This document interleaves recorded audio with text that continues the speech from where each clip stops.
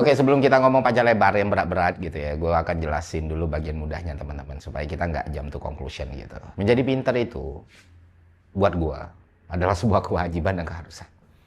Karena dengan menjadi lebih pintar, hidup lu bakal lebih enak, dan resiko lu untuk jatuh ke jurang kemiskinan juga lebih kecil.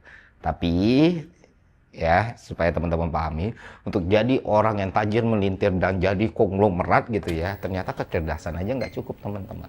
Lu butuh banyak hal yang jauh lebih penting.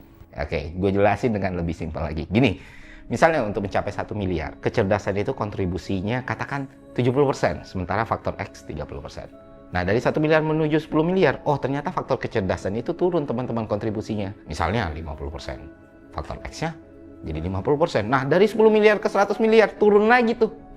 Faktor kecerdasannya dari 10%, katakan seperti itu, faktor X-nya 90%. Nah, ini yang sebenarnya terjadi. Tapi masalahnya adalah dalam diskursus publik, sayangnya kekayaan itu sering diasosiasikan dengan meritokrasi yang meyakini bahwa individu yang lebih cerdas dan lebih kompeten akan secara alami mencapai posisi ekonomi yang jauh lebih tinggi. Dan perspektif ini diperkuat oleh narasi budaya populer kita dan sebagai literatur awal dalam psikologi kognitif yang mencoba untuk menghubungkan antara IQ dengan performa kerja. Namun, penelitian kontemporer kita itu teman-teman menunjukkan bahwa korelasi antara kecerdasan yang biasanya diukur melalui IQ ya, dan pendapatan itu ternyata relatif terbatas. Nah, lebih jauh lagi diketahui bahwa kekayaan sebagai akumulasi aset jangka panjang bahkan lebih lemah hubungannya dengan kecerdasan dibandingkan pendapatan. Dan dalam praktek empiris teman-teman, distribusi kekayaan menunjukkan pola yang tidak sejalan dengan distribusi kecerdasan. Banyak individu yang tingkat kecerdasannya tinggi tidak mencapai kekayaan yang signifikan, sementara sebagian individu dengan kecerdasan rata-rata